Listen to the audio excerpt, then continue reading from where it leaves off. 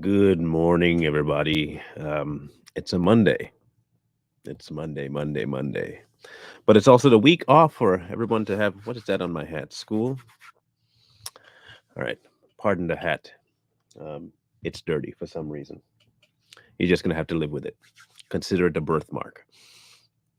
Um, we're going to be talking about something kind of weird today, psychology versus Christianity.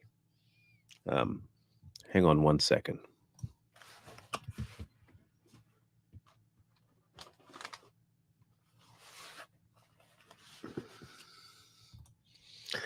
Couldn't do the mark that was on there. OCD. Yeah, consider that. Christianity versus psychology. Um, I'm not anticipating a very full room simply because of how late the show got set up. My apologies. So if you guys can take a minute and share it as much as you can, um, that'd be great. Um,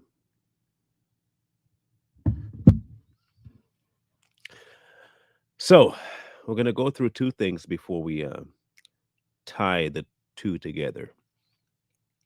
For some reason, the Facebook didn't want to get set up. It didn't go through. All kinds of stuff happening. So it's one of those weird mornings.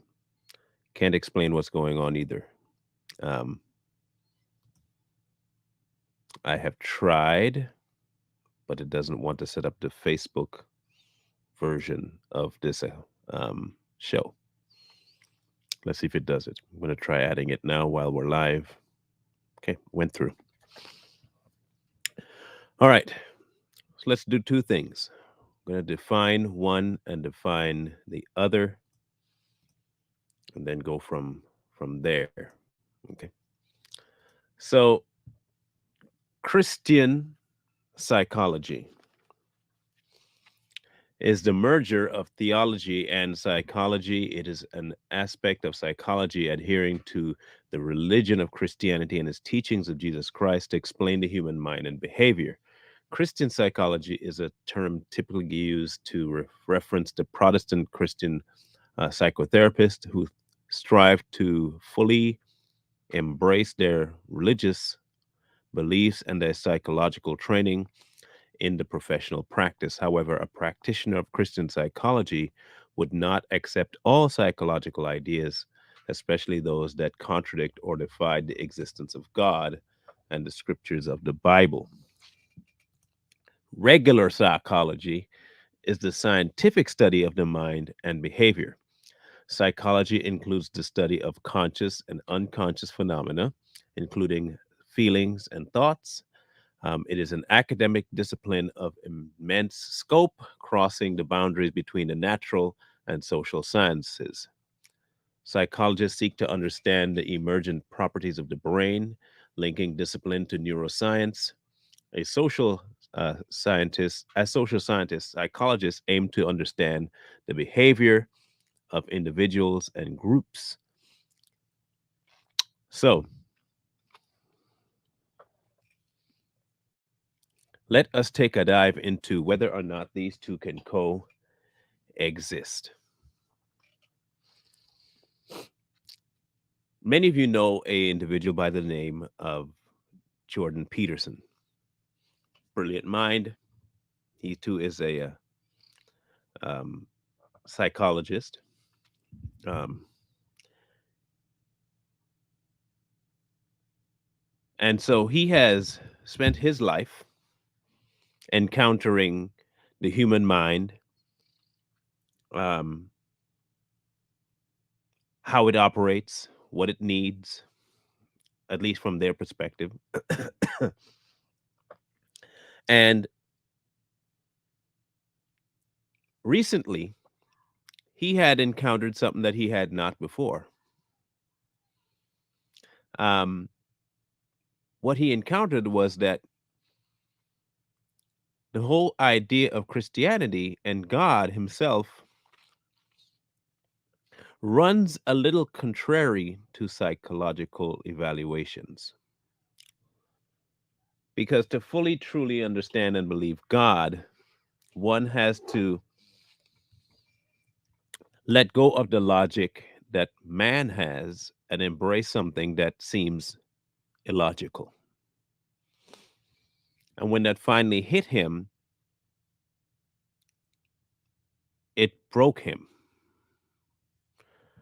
Hang on one second. Let me make sure I get this going. Okay. So it prompted me to keep thinking about whether or not psychological evaluation and Christian behaviors or evaluation through a Christian eye can coexist. And in his body, they can, because he understands that there are certain behaviors of human mind, um, but they're explaining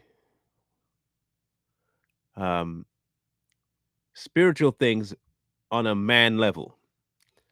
That's what psychologists do. The Christian psychologist explains man things on a God level. Hang on.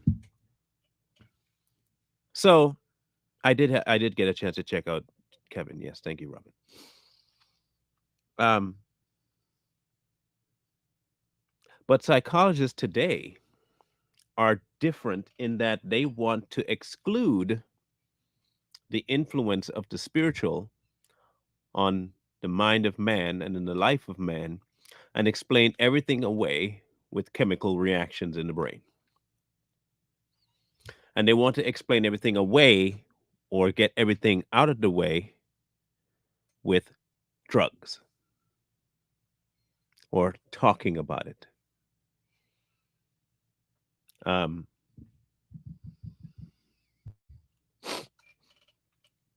I've been to psychologists and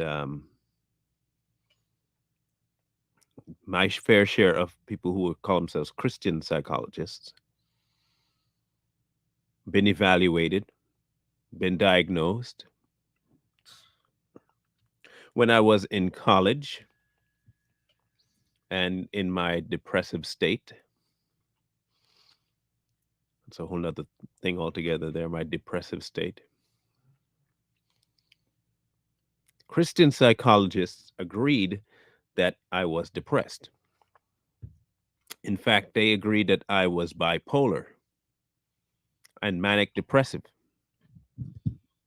And I was in need of assistance via pills. Christian psychologists.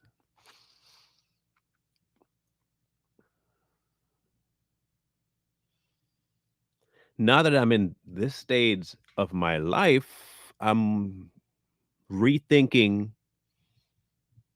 all the evaluations that was placed on me by Christian psychologists.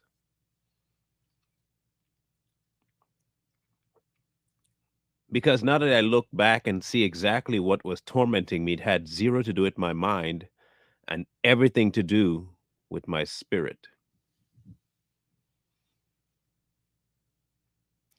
What psychologists do is they have everything hinging on the human body's reaction to things as the norm, not the acting of things on the human that create the response. Does that make sense? They base everything on the response, not on the factors influencing the response. They may tackle it from your home life is bad, your wife may not be treating you right, your husband may not be treating you right, this may not be going right. That kind of external stuff, they'll talk about all day.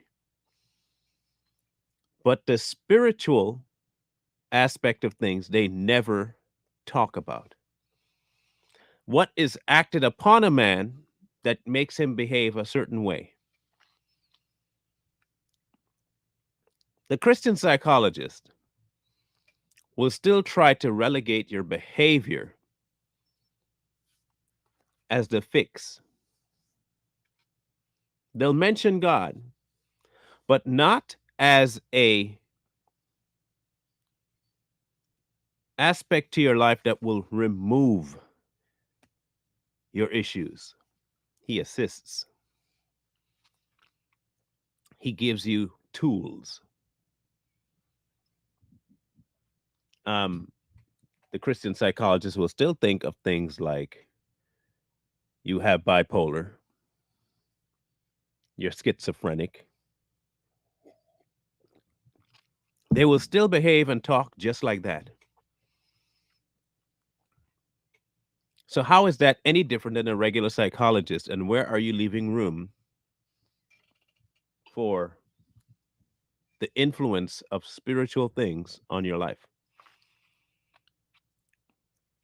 Even Christian psychologists prescribe psychotropics.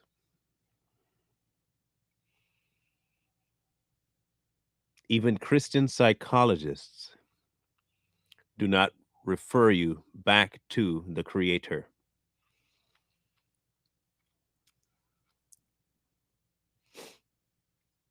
Now, I know for a fact that many of them will give you scripture after scripture to leave with and read. But if you notice something about the psychological aspect of their work, is they give you it to read in hopes that your mind is the thing that you execute judgment with.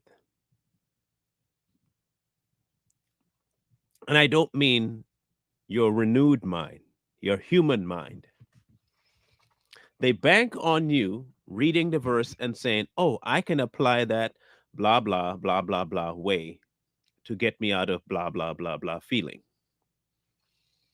Or I can take such and such pill and it will equalize my mood and I'll be better.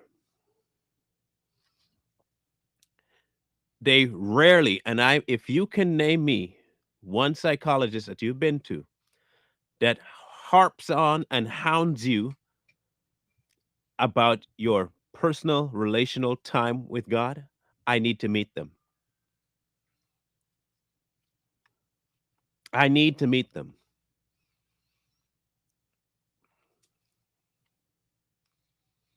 Here's a factual matter about psychology and Christianity.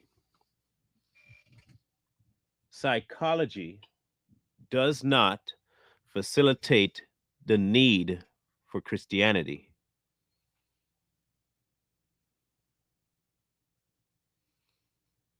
Psychology does not facilitate the need for Christianity. It's not like you discovered something in psychology that enhances your life with the addition of Christianity, because now psychology has become your religion. And Christianity is not there to solidify psychology either. The study of the mind initially started in an effort to do one thing: explain God away. Everything people were experiencing could be explained simply by looking at man as a unit that operated without intervention of God. That's all psychology was. It had zero attempt to try and make the bridge between God and man. It was trying to remove God by explaining man as an individual, self sustaining character. That's all it is.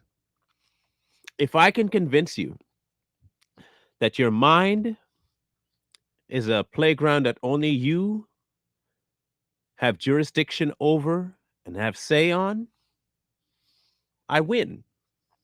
Because then I can give you all the prescriptions I need to help you regulate your serotonin levels and all these chemical imbalances that they say you have, and negate the spiritual attacks that are on a man. People are not possessed anymore, they're crazy, imbalance.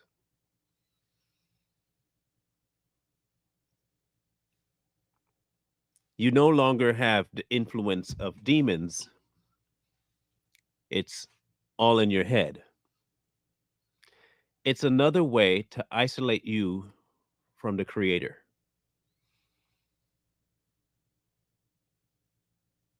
Man cannot even understand children and why they do what they do. They understand that they do what they do. They can never understand why they do what they do. They just observe that at a certain age, a child does something. That's all they know. I don't care how many times you go to school or how educated you might be in psychology and tell me all this about kids and that about kids. You only know that they do it. You have no clue why.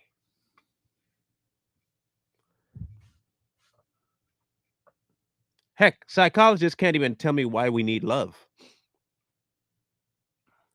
They know that there's an effect on the human psyche. Without it, they cannot tell me why we need it. God tells you, though.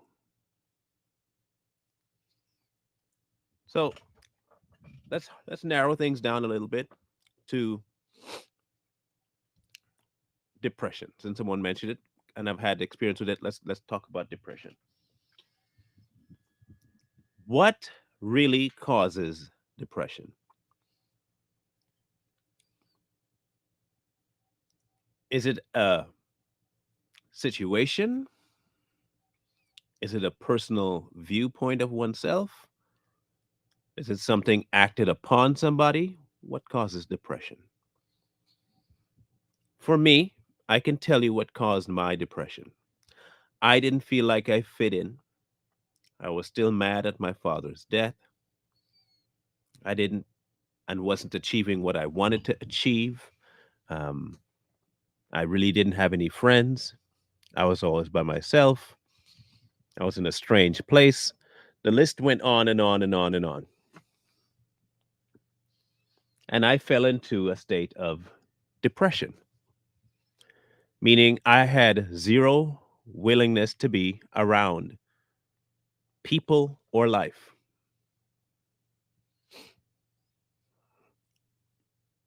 When I went to Christian counselors on the campus, a Christian school, by the way,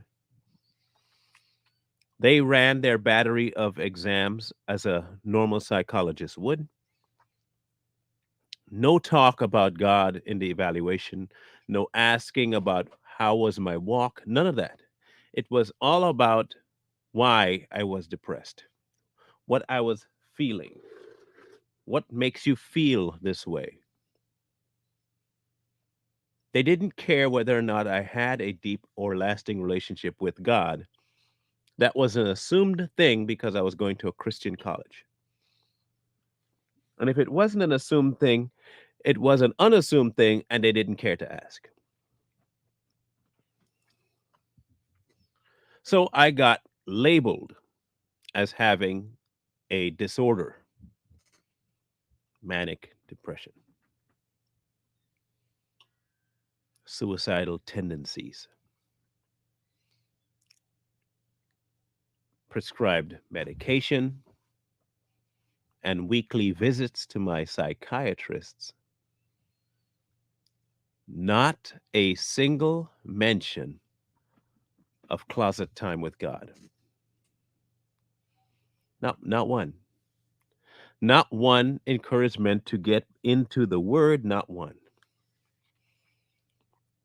Not one request to evaluate my spiritual stance, not one. Not one.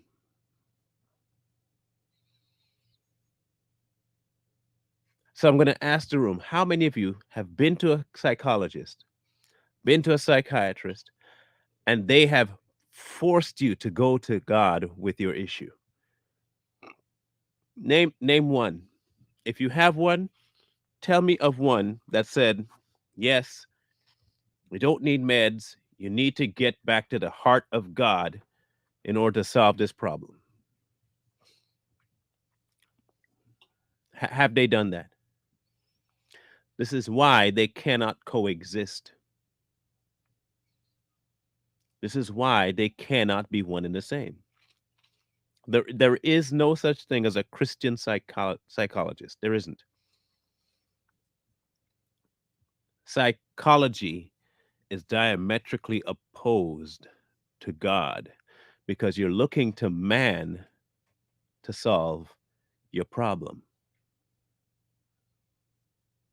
Because in psychology, man is the problem that only man can solve. In Christianity, man is the problem that only God can solve. They cannot coexist. Psychology will always have a man made derivative for their problem.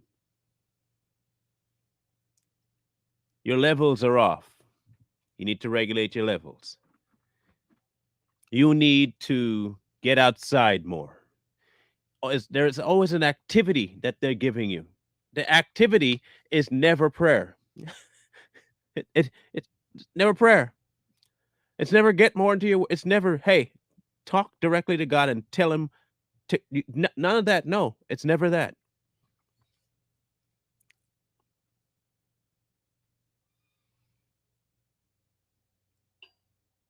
Oh, you don't love yourself? Love yourself more. Treat yourself to something. Enjoy yourself. Not, oh, do you hate yourself? Don't worry. Self has to die. Take it to God and let it die. There's none of that.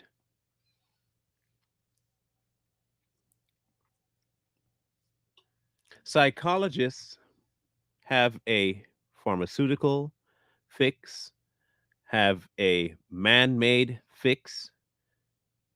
And when you try to say you're a Christian psychologist, you are trying to eradicate the use of psychological behaviors as an evaluation tool and put God in it, but that is not what psychology does at all. So you can't be a Christian psychologist.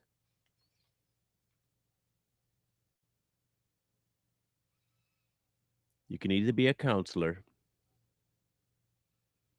or you can be a psychologist.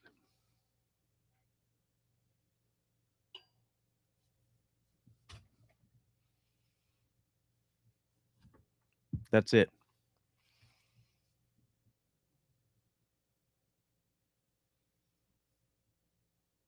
Let me see what this says.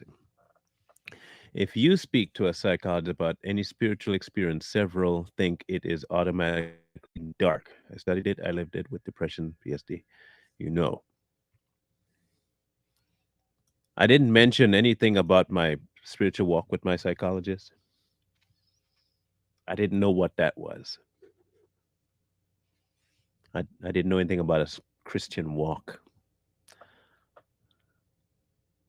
Everything I did from a child in the church was always law. You went to church on Sunday, Sunday night, Wednesdays, maybe youth class on Saturday. It was all about what you did, not who you knew. So, this whole idea of walking and talking with God was foreign. In my world, walking and talking meant making sure you went every Sunday night, and every Wednesday night. That was walking. Psychologists will tell you that's a social experiment. They will tell you you need more social interaction with people who think like you at first and then branch out to people who don't think like you. Just get to know people. That'll break you out of your depression. Or here, take these drugs to level you out.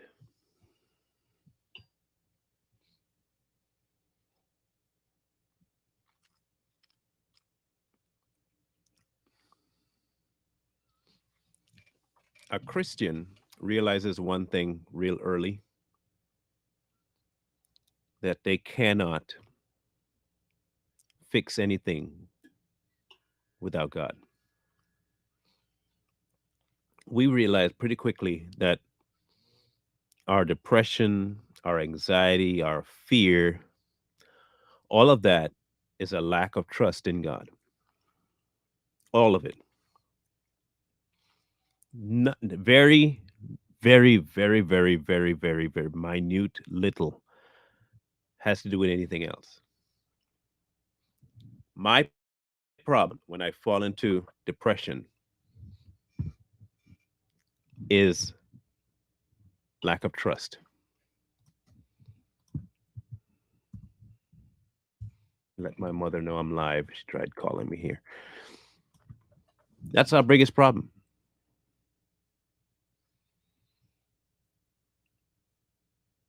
Or how about this?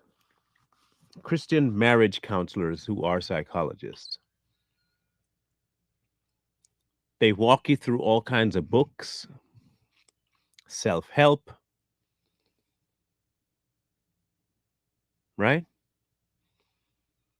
Tell you should listen to this person and listen to that person. Talk about your problems with each other.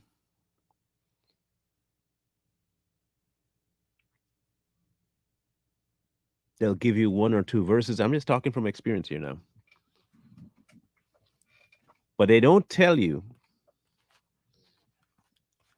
that maybe your marriage is lacking because you're not following God's hierarchy. They never tell you that. I've noticed something about Christian psychologists and marriage. It is always about being equal. If you think I'm wrong, go ask one today or tomorrow. Is it about being equal and sharing the load? Go ask them and see if that is what they tell you. Because I'm telling you now, they will always advise you to be equal.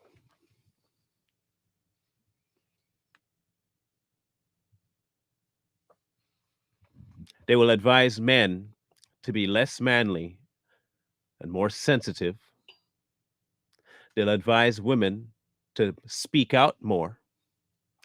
Just trust me, go see if I'm wrong. Go see if I'm wrong. They won't advise the man to step up to the plate, follow God, and lead his home. And they won't tell the wife to follow God and be a servant to your husband. They won't give that advice at all. They will never, and I mean never, never give you that advice. They will tell you the man has to be more willing to listen to the wife, and they will tell the wife you need to speak up more and tell your point of view so the man is not lost about what you want.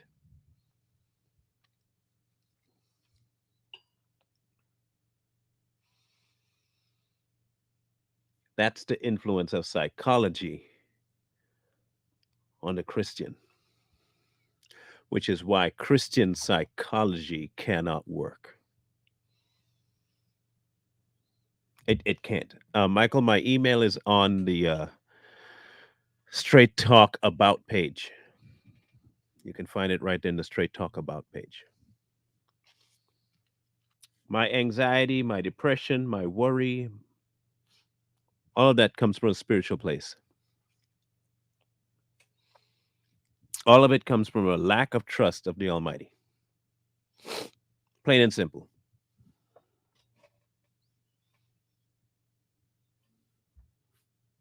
It's a lack of trust. Plain, simple lack of trust.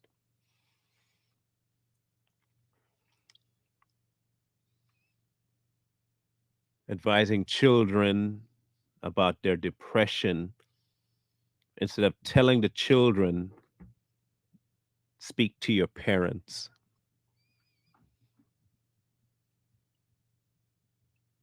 And then having the parents speak to God about the child.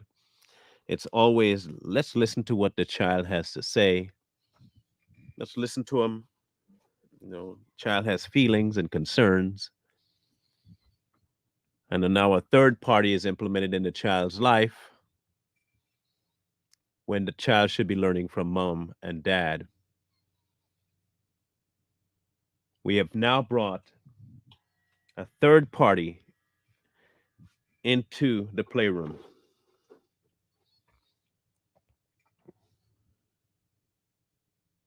That's psychology. The two cannot work together in any way, form, or fashion. They cannot. They link everything that happens to you to some neurological, mental, chemical imbalance in the body.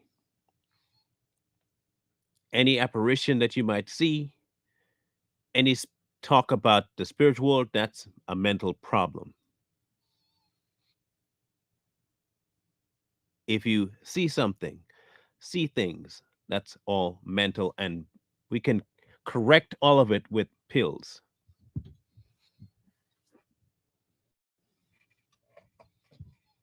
We can correct all of it by you simply thinking about the fact that you think about this, man. It's you. I mean, it's all about you, what you see, and it's you. There is no spiritual world out there. That is the essence of psychology. The essence of Christianity is that everything revolves around the spiritual world. So please tell me, how do you mix those two schools of thought? You can't. You can't. Because everything that happens to us here is a result of a battle being waged spiritually. Everything. From day one.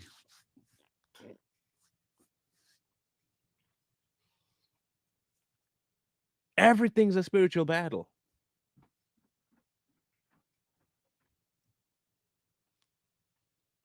The result is what psychology looks at and tries to make the result the original act. They are trying to make it's like saying, you know, the whole adage of which came first, the chicken or the egg?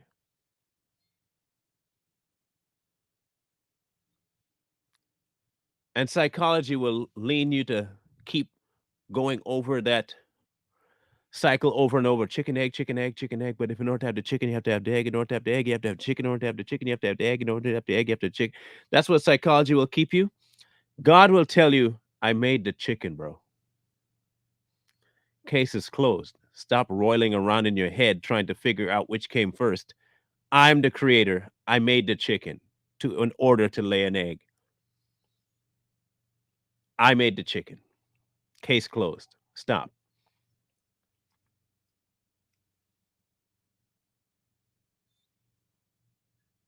Psychologists will go on a tear about the wonders of the universe and all the creation and how this possibly could happen and what's our purpose on life. And God will tell you to honor me and fear me. That's your purpose. Case closed.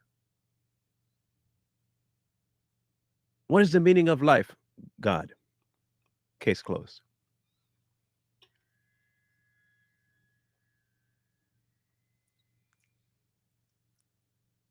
It is cut and dry.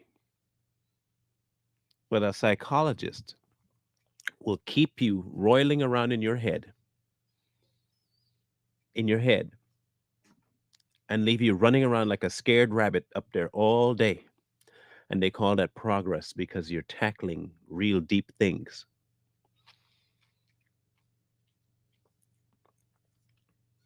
You're not tackling anything deep. You're just running back and forth, creating a rut. Christianity does not need psychology to explain anything. The human body reacts to things exerted upon it. And we live in a world that is always being acted upon by things spiritual, which means everything my body responds to, it is responding to something going on in the spiritual world. My fear, My anxiety is always going to be a portal somewhere in my mind that I've allowed to stay open of a spiritual connection that's messing with me. And there is only one person that can put an end to that, and that's God. There's only one person that has power in the spiritual realm, and it's not a pill, it's not a psychologist. It's God. Now, nobody has to like it. You don't have to agree with it. You don't have none of that. You don't have to.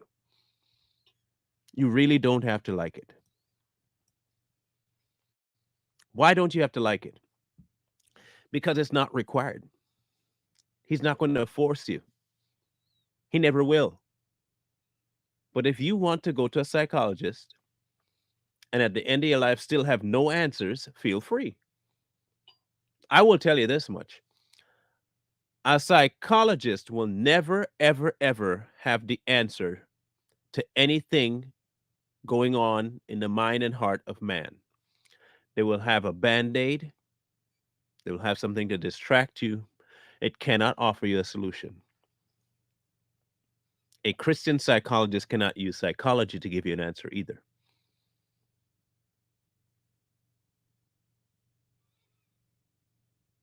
But a good counselor will always direct you back to God.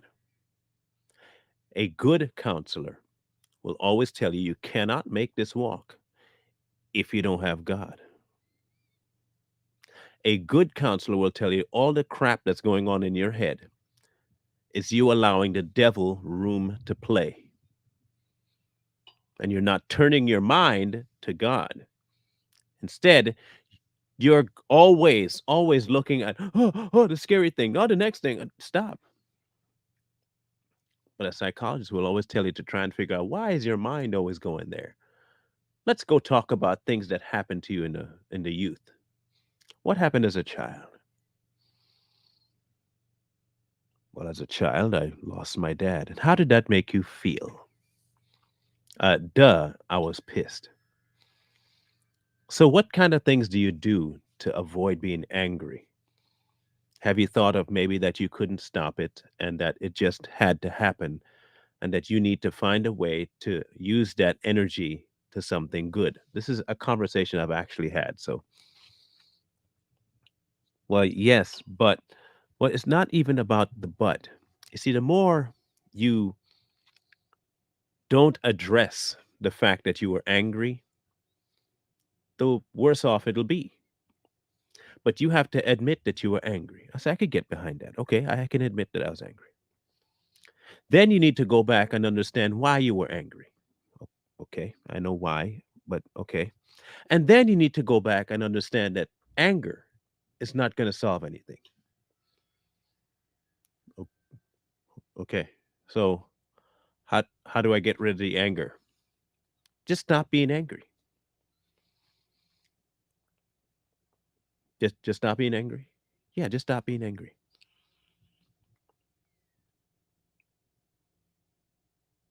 But angry at who?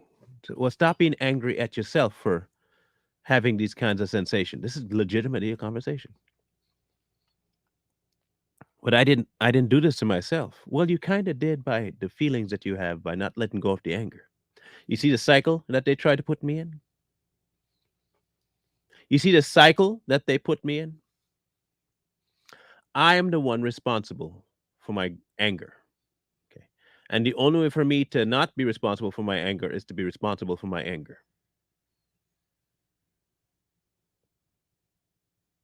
Not turn my anger over to God, who I was really angry with. No, just let it go. And when you go back to them and you said, I haven't been able to let it go and it's getting worse, here's a pill. This will regulate you so you have time to think. Now I become hooked on a pill and I start hallucinating. I've let in way more demons than I could have ever thought of before. And the later stage of my life is worse than the beginning. All of it could have been avoided had I just dealt with the problem by telling God I was mad and having a deep conversation with the Lord of hosts about what I thought about him and being frank with him about where I was. I didn't do that until I was in my 30s. Not by any counselor, but because I had enough. I was done. I knew God was out there and I was going to cuss him out one way or another. And that was the only door that God needed to get in.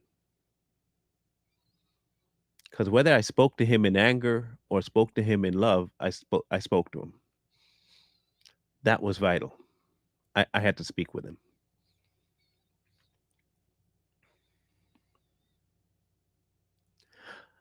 Psychology is a study of the mind. God is the author of it. Emotions are the reaction of things in the spirit world. God is the only one that has power over it. Psychology cannot tell me anything about myself that my creator cannot.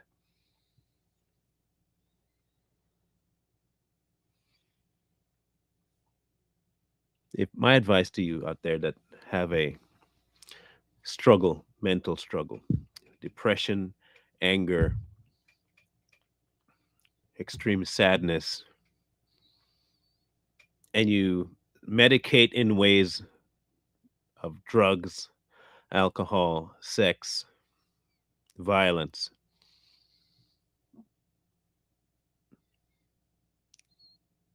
your answer is not in another replacing that activity.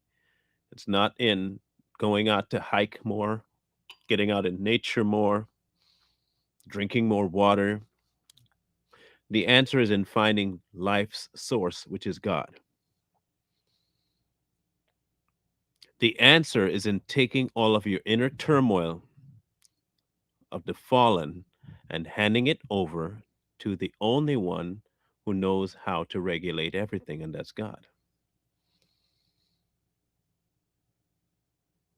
He's the only one that can relieve you of any depression, schizophrenia, which is just more demons tormenting you. And he can shut all those doors. He can quiet all of it. But if you're not willing to submit, you're going to suffer with this stuff for a long time. You ain't going to get over it just like that. Pills are only going to put it off. In fact, most pills are going to make it worse. Stop. Have your reckoning with God. Have it out once and for all. If you're pissed at God, be pissed at him to his face. Talk to him. If you're angry, tell him. If he hurt you, you think, tell him. He knows anyway. Just tell him.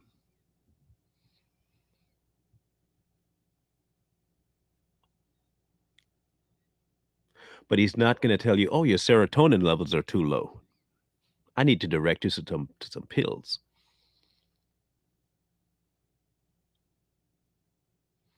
Oh, we need to get those endorphins going. Here's some pills. He will tell you point blank, you need me. You need more of me. You need to know me more. Focus on me. Get to know me.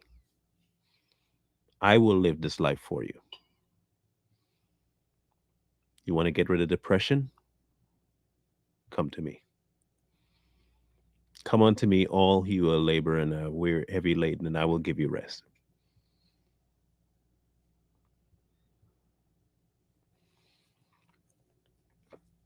He knows your mind, he knows your heart, and he knows exactly, he's the one that built it. He built all of it. He's the only one that can rectify it. If I have a specialty car, a foreign car, I'm not going to go to any old shop to have it serviced. I'm going to take it to the people that built that car. If you don't think there's a difference in quality from creator to creator, try taking Yo Yo Ma's cello and find any other high school player's cello, play them, and see if they're the same.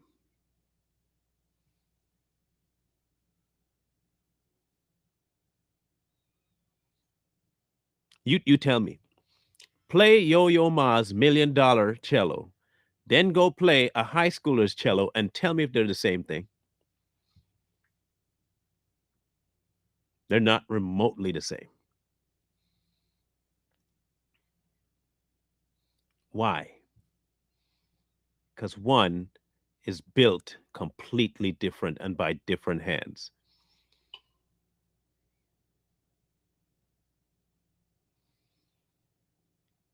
See, what we want to do is approach our natural and expect Yo Yo Ma type results. And a psychologist will tell you, hey, if you take this pill, you'll get that Yo Yo Ma type result. Nah, no. Yo Yo Ma's cello is a whole different beast, bro. A whole different beast. It's tuned to perfection. The wood is just so thick and thin at the same time. The strings are di- exquisite quality. The tightness is just right. The bow, it's a different kind of hair that they use. Everything is better. And there's no way for you to conflate a high school cellist with Yo Yo Ma. It, even in sound, you're not going to get it. I don't care how good the high school player is, he's not going to be as good as Yo Yo Ma. Us going to a psychologist, it's like going to a high school cellist and saying, play for my wedding. When at our home, we have Yo Yo Ma and he'll do it for free. Us going to go pay a high school cellist to play at your wedding when you have Yo Yo Ma at home with his guitar, with his cello, that can do it for free.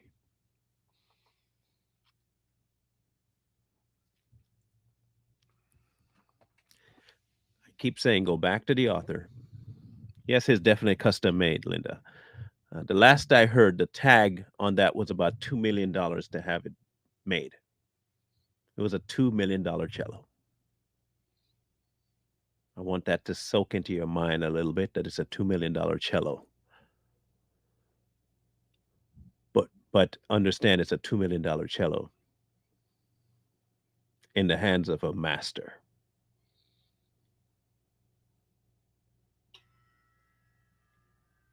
A master. It's not just, let me put it to you this way. You are $1 million cello. You are $1 million cello. And there are people out there that are high school quality players trying to tell you $1 million cello what sound you can produce and are giving you the excuses that no, the reason that you can't put out that kind of sound is because of blah, blah, blah, blah, blah. You're the $1 million cello. And along comes the person that built you. Okay. The person that built you. They know exactly how tight they made the strings. They know what quality strings they use. They know what wood they use. They know it all. And that person tells you, you're the cello. You were built to make an exquisite sound. Do not listen to people that do not know how to play you and tell you that's the only thing you can do. When they play and you're flat, that is not a you problem. That's a them problem. Because how I built you in perfection. And the only way to get that perfection out of you is for me to play. And you let him play. And you'll be amazed at the sound that comes out of you. You'll be amazed that you didn't think that a cello could get that high of a note and that low of a note and that kind of harmony. It could play that. Yeah, in the hands of the right cellist. Not a high school cellist, not a college cellist, a seasoned cellist, master, and one that builds master cellos. You have that, you have everything you need.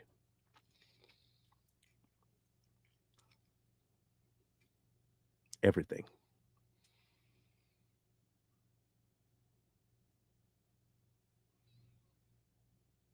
What are you talking about, Karen?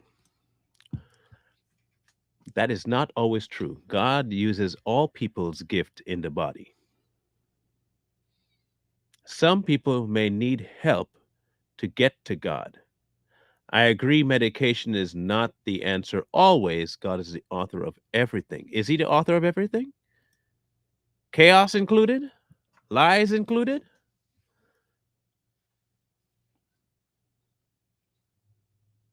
And what exactly do you mean by God uses all people's gifts in the body? You think you come to the table with any special gift that he didn't give you? You think that's your gift?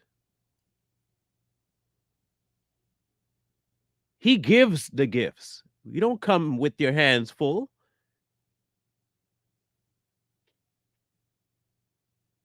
You are the created. Anything you can do was given you by the creator. He doesn't just randomly find your gift as you having it from birth. No, that's a gift that was given to you for him to use. You don't have any innate gifts to offer God at all. You have nothing to offer God. Nothing. Everything you have is as filthy rags. Everything. The only thing you can possibly have that God can possibly use is your availability. Any gift you have is given by Him. It is His gift being executed through you. He does not just use your gifts, He uses His gifts that He has allowed you to use.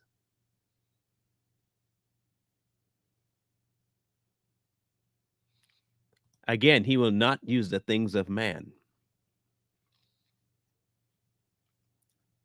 A Christian psychologist is using man made wisdom instead of God's wisdom, putting the title Christian in front of it when they don't do anything to do with sending you over to the creator. They're not Christian psychologists. They're psychologists pretending to be Christians.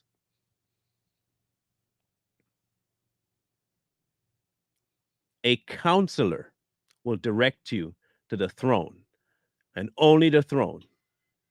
They will not confuse or conflate your emotional baggage and your mindsets to anything of a chemical imbalance. It is a spiritual fight. It's all spiritual.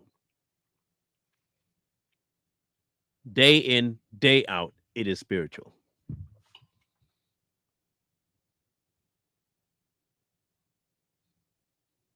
For years, man has tried to take one or two things out of the hands of God and say, oh, this is something that man can fix and man can control.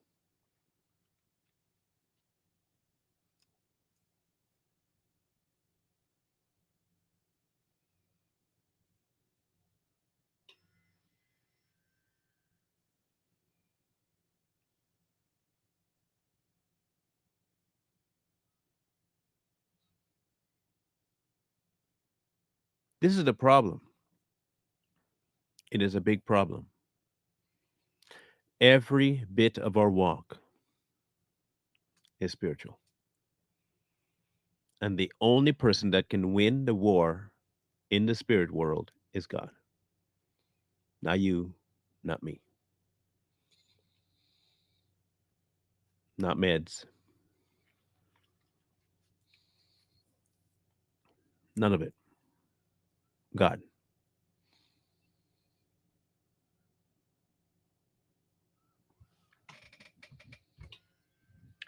I have been thinking about the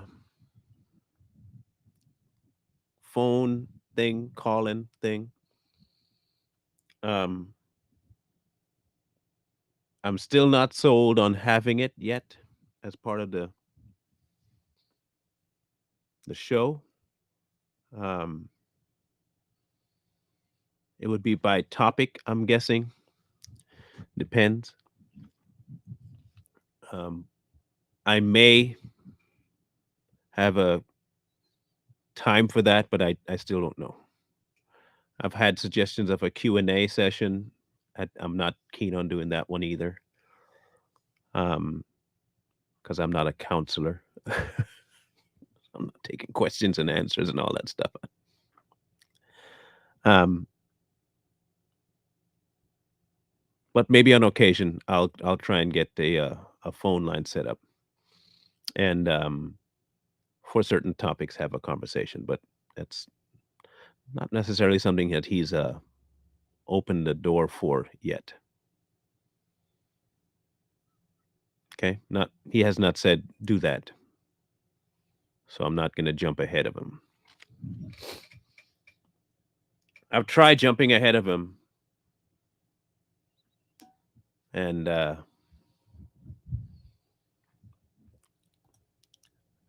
tell me your reasons why I'm not. I have my reasons why I'm not, but you tell me why you say that's right. You're not a counselor or therapist. Why is that? Why do you think I'm not? I'm curious as to why you think I'm not. My anticipation answer would be that you think I'm not because I don't have a degree in it. Would I be right?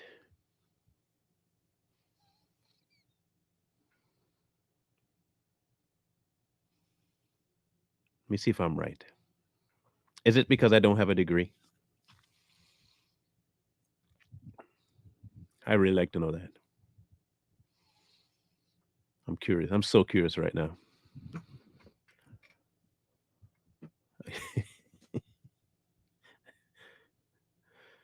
I just want to know, is it I'm not a psychologist because I don't have a degree? Is that it? So why am I not in your book a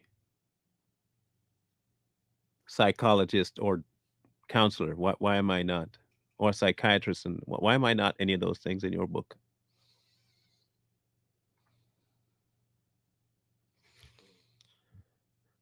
We kind of did, Arlene. Um, we think that he was a searching young man. He is really searching hard. Um, and I think he believes it, but he has to let go of a whole bunch of stuff that he learned and needs to unlearn it now. And I think his pride is going to be his only barrier at this point. But yeah, he's right. He's like right there. He's right there. Am I not going to get an answer, Karen? Am I going to get an answer about that? It'd be great if I could get a little answer. The disciplines are different. You said you're not a counselor. I was agree. I'm asking why do you think I'm not a counselor? I have my own reasons for saying that, but why are you agreeing that I'm not a counselor?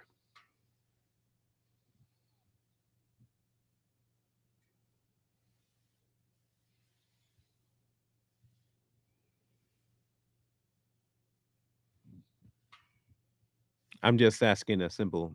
I mean, you for your as to why you think that. That's all. I'm curious. I'm just consider me curious. I'm just curious. Um, if you can. Anyway, tomorrow, predestination. Predestination tomorrow.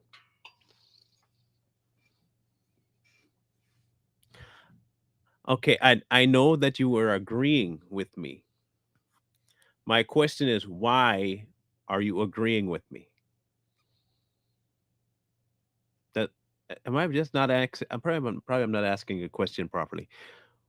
I know why I said I'm not a counselor. Why do you agree that I'm not a counselor?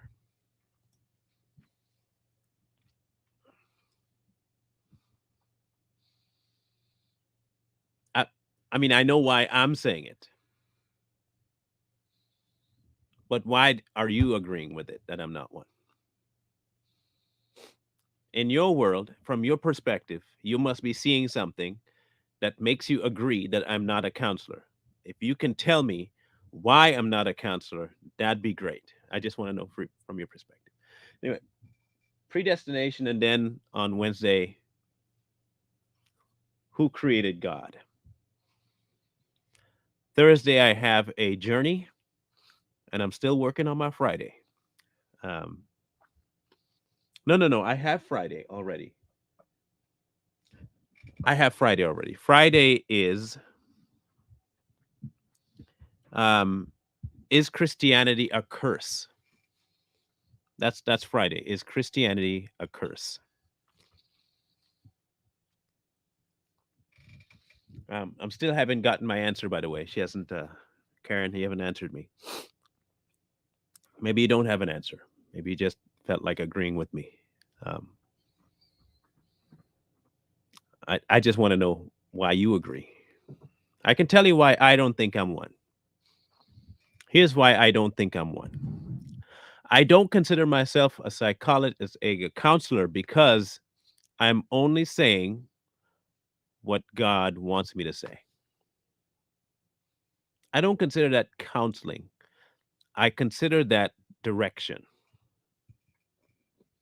So I'm not a counselor. I can't say that people come to me for sound counsel. I have people that ask me for advice, my point of view, and you might consider that counseling, but I don't consider that counseling. I will not call myself a counselor. It might be counseling, but I don't consider myself a counselor. That's why I say I'm not one. Um, am I one to some people? I can say I know of at least two people that consider me a counselor. Yeah, I know of at least two. Am I one? Not in my mind. Not in my mind. So uh, I'm not probably going to get an answer from Karen today, which is unfortunate because I really like to know that. I would. Now I'm going to be curious for the rest of the day. Gonna be curious. It's gonna gnaw at me. It's gonna gnaw at me all day because I don't know why she thinks that. Anyway, be sure to tune in tomorrow for the predestination conversation. Um, we'll find out exactly, from my perspective, what this predestination thing is about. Again, whatever I share with you, you have to do one thing and one thing only with it. Can anyone tell me what that is? Whatever I share with you, you always have to do one thing and one thing only with it. Only one thing. If anybody can tell me what that is, I'll have done my job. What do you do with what I tell you? What do you do with what I say? What do you do with what thank you, thank you. I'm glad it's setting in. I'm glad it's setting in. Glad it's setting in. Glad it's setting in. Glad it's setting in. Yep, that's exactly right. Don't take my word for it. Take it to the author. If I'm leading you astray, you know what he'll do? He'll correct you.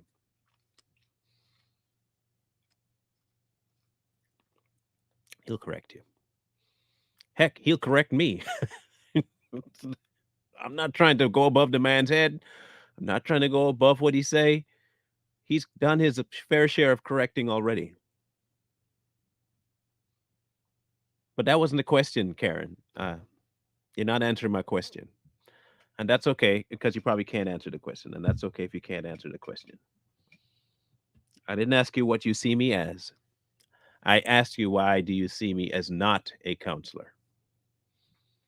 Why do you see me as not being a counselor? What's your reasoning? I didn't ask if you saw me as a teacher. I asked you why you didn't see me as a counselor. Massive difference of a question. How does he correct me? So, in my time being on screen, um, I'll explain to you my dynamic with him and how that works. Okay, it's funny. So because I don't pre-plan anything to do with my shows, like I told you all before, the topics, I pick a topic. Usually I will go from in my mind trying to figure out what would be a topic I'd be curious about. And from there, jump out and I do it. Pick the topic. During the week that I picked the topic, inevitably, so far, without fail, there has been at minimum one person that brings up that exact topic as a question. And then the morning of that topic, I come down to my room, I focus on the question, and I sit.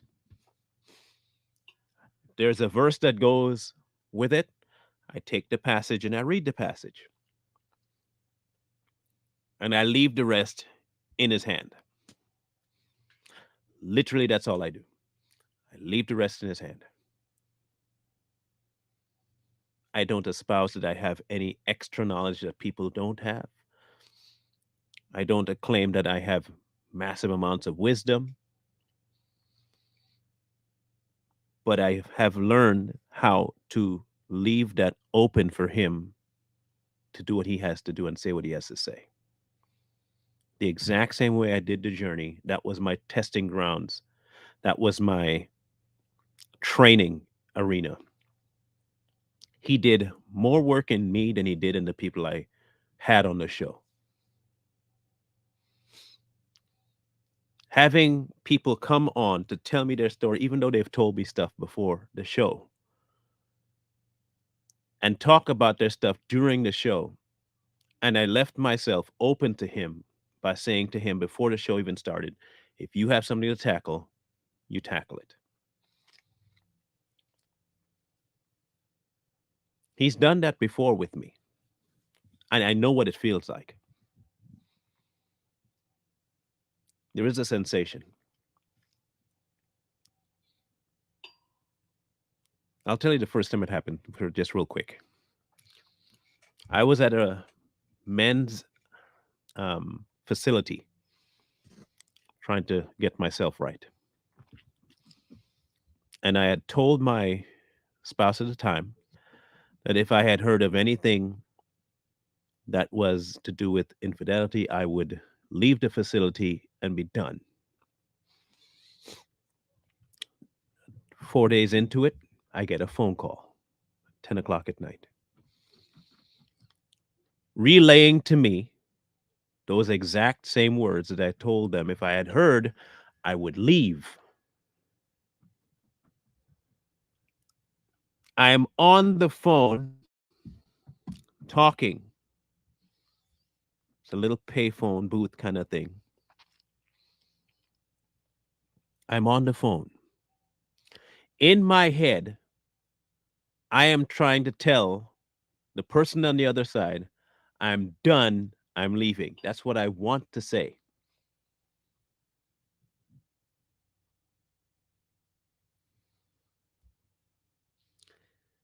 The only thing that came out of my mouth was, I forgive you.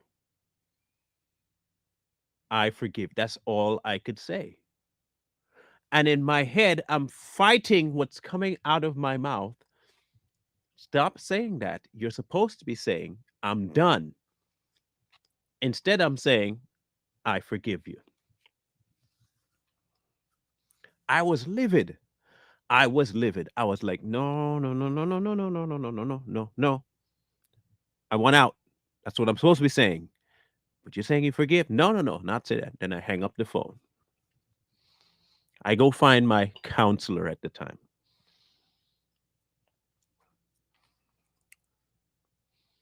And he says to me, it sounds like you need to go have a conversation with God. He didn't give me a pill, tell me I'm going crazy. He said, you sounds like you need to go have a conversation with God. So he sends me away and says, go and talk to him. Just go. And that night, I got to where I was going down a path into the woods, and I stood down there and I asked him, "Why would you do that? Why would you do that?" I didn't get an answer as to why, but what instantly took over me was this: okay, okay, if this is what you want, this is what you want. Fine, we're gonna do it. Now, mind you, before all this happened, I had told you about that violent episode in my mind. This was days after that. The day after that violent outbreak in my head, I mocked God in a prayer session. Everyone was saying, Jesus, Jesus, Jesus. And I was just mocking them. And before too long, 2 hours had passed. I didn't know where the time went. But then I found myself actually in prayer. And I think something broke, something opened up there. So by the time I got to that phone call, he had already gotten in. He had a plan for later down. I put a bunch of roadblocks in the way, but he got in. I say all that to say this.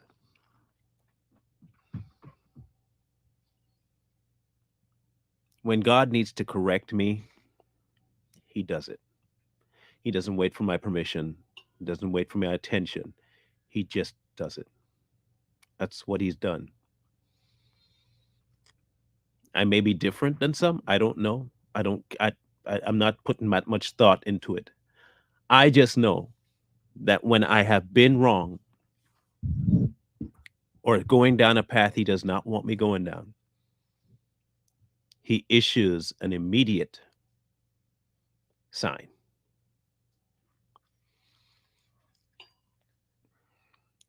I can always tell you when I've ignored a sign. Most of us know when we ignore his signs. You know when you ignore it.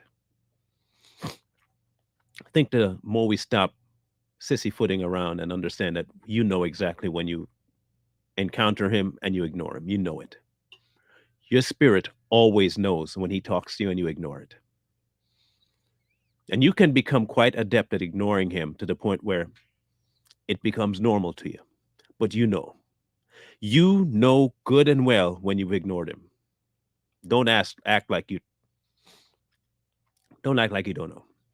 You know exactly what it feels like. You know when he says something. You know when you don't want to do it because it contradicts what you want. You know exactly when he talks to you. I knew when he talked to me. And I had decided I'm no longer going to ignore when he says something. When he brings it up, listen. Best advice I got for you. When he brings it up, listen. Um, the concept of predestination tackled tomorrow, but many people had questions about it, so I figured I'd bring it up as a discussion. Be sure you tune into that one. Hopefully, the show will be made up today, so no one will be waiting 5 seconds before it comes on like today. So I apologize for that. That's on me. Didn't get my stuff in on time. Um, y'all have a great rest of the day. Too Strong will be back on tonight. I wonder if I should spill who we're talking about tonight. His first name is Dave. We're only going to be talking about Dave tonight. Okay, Dave. That's it. We're talking about Dave. That's the only clue you get. Love you guys. Have a grand rest of the day. We'll see you tonight on Too Strong. Remember, please, that wisdom calls to you from the streets. Please, please, please find wisdom. Peace. Hold tight the dreams, for if dreams